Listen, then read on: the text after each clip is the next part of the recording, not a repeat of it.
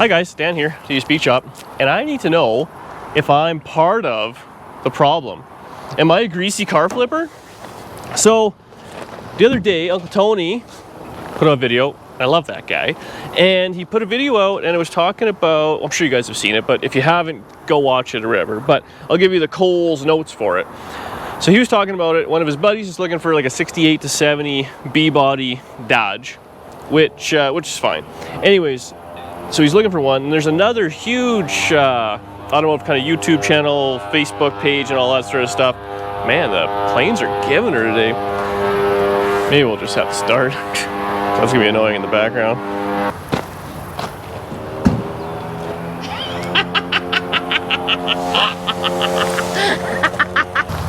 Dan here, TD Speed Shop, and we're in the eye of a cyclone, but I need to ask a question and a favor in your opinion. Am I part of the greasy car flipping community? So the other day, 2 or 3 days ago now, Uncle Tony put up a video describing a kind of a car that was, I guess, maybe he believed represented something and it wasn't. So go check that video out if you haven't seen it already, but I'll give you the Coles notes real quick. So that guy knows what the hell he's talking about, but his buddy was looking for like a 68, 9, or 70 B-body Dodge. Chrysler product, sorry. And they're not all Dodges, as I've clearly been schooled. But so he found this car that was, I don't actually know where it is, but there's another place. I follow them on Instagram and YouTube stuff, Maple Motors. And man, they pound through old hot rods. And the gist of it was a 68 Cornet, the kind of base model car, nothing special. But at some point, and they bought the car this way, they didn't do any modifications to it. But it had been kind of dressed up like a Super B. It had the stripe on it, and it had some sort of like hood scoop on it, and it was the wrong color, and like 4-speed and all that kind of stuff. But nothing really jived. It wasn't like a clone of a Super B. It was just kind of like a base model that was all kind of done up. And that was all fine and good. Anyways, so the way it went now was, is that considered kind of a greasy flip? And these Maple Motors guys, they pound through cars, and they have a huge YouTube channel, and the guy's pretty good. Like, they really show everything that's wrong with the car, what you're buying, it is, and stuff I believe is somewhat fairly priced. I mean, obviously you want stuff to be cheap. It is 2023. You're not getting a whole lot for less than 10 grand anymore. You're getting a project for 10 grand around here anyways. And there's definitely places out there, I guess, that maybe you can still get deals. But I remember looking at some of the stuff, and they got like 70 Chevelles that are kind of like, you know, nice and whatever for like $20,000, $25,000, which for a driver, if it's not all rotten and it's being represented as it says, I think is a pretty fair deal. Anyways, I'm off topic. So now the problem was, or not the problem, but a lot of people in the comment section was going crazy. That's what I was really getting at, is the comment section. Some people are like, you should leave that alone. You know, that 68 Cornet should be a 68 Cornet. Other people are kind of saying, do whatever the hell you want. And now, you know, it kind of brings up a few little questions, I guess, for me. So I've never had like a real nice car, or whatever you want to call it. Well, obviously, if you've watched the channel, you know that. But I mean, like from factory, like optioned or whatever. I mean, I have the Nomad, which is, I mean, arguably it's the worst running and driving Nomad on the planet, but it is a Nomad.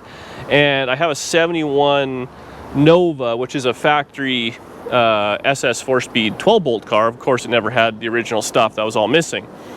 But otherwise, I've always had base model, you know, kind of junk and gone from there. So over the years, you've done stuff like many years ago I had a 70 Chevelle, or it was a base model Malibu 307, nothing special. But I mean, you buy like the SS emblem and you put it in the, you know, the dash. You put like the bulge hood or stuff like that, or you change the wheels. You do those things. And I guess I never looked at it as, I was never trying to build a clone, for one. And I guess I was never trying to represent it myself as anything that it was not. Now, fast forward, and we have this. And now I look at this, so if you happen to be new here, this is a 4-door 57 Chevy. So I bought this 4 or 5 years ago. We put it together for Danielle. She was driving it, my old lady, as a 4-door small block Chevy, plain Jane, whatever it was. And then I was like, you know, let's 2-door swap this thing, let's do whatever. So in this case, for Tri-5 Chevys, is very simple because a 4-door and a 2-door sedan share the same roof line. Everything in between here forward, here back, and up is the same.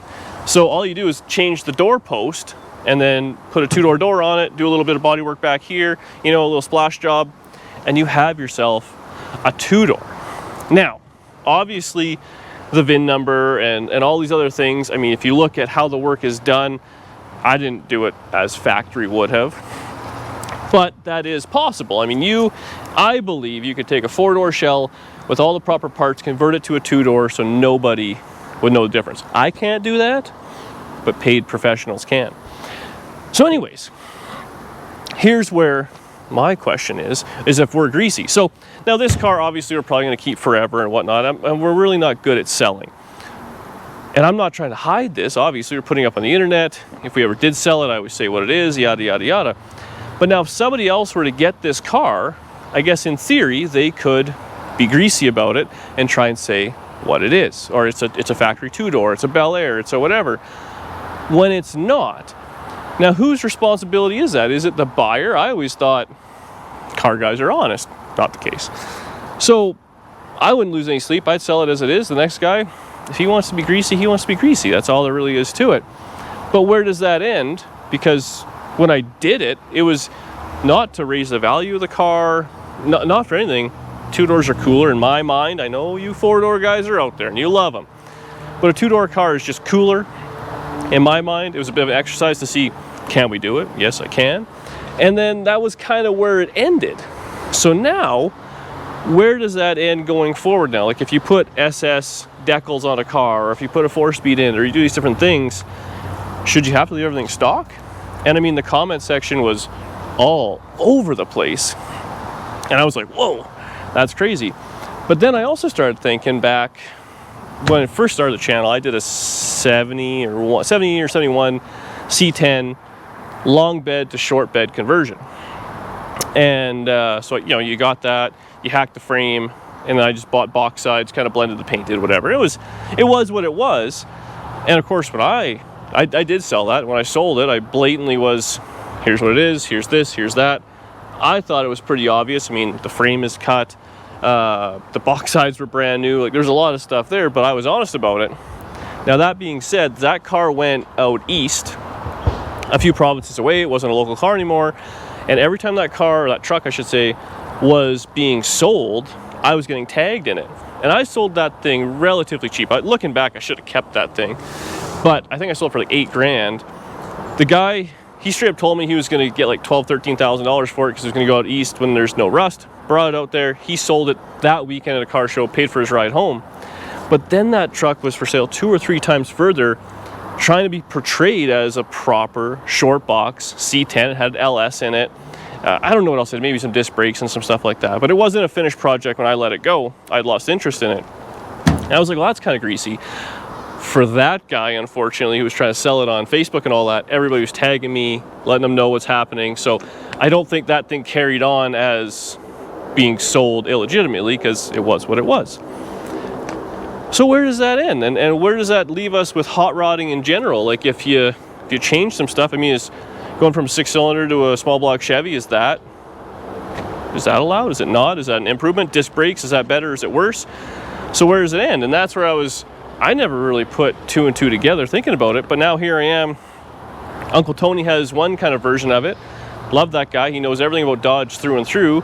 And there's this other, Maple Motors, who honestly I believe is doing kind of a service, keeping as many old hot rods on the road as possible, such as me, and kind of passing them on at a reasonable price to future owners. So that was kind of cool. So I don't know where that ends. I mean, I look at a 70 Chevelle base model and I think they're kind of blah. Meanwhile, busy day today. Meanwhile, a set of stripes on a 70 Chevelle and like a bulge hood and like SS badges front and back, and I think they have like a little whatever blacked out piece that goes on the back bumper. At a distance, it kind of looks like a SS, which is kind of cool. And I've always heard, I don't know if there's any fact, people talk about it, I'm sure you guys would all know this, but there's more SS's now or whatever on the road than there ever was produced ever, because everybody, the first thing they did was get the repop stuff or go to the wrecker and get a wrecked one and make their car look like the fancier one, not the base model. So I don't really know where I'm at. I never thought I was doing anything wrong, but I guess you guys need to educate me in the comments section as per usual. Are we greasy? Greasy in that way, not in the bodywork section. I kind of go from there. But it's actually starting to rain.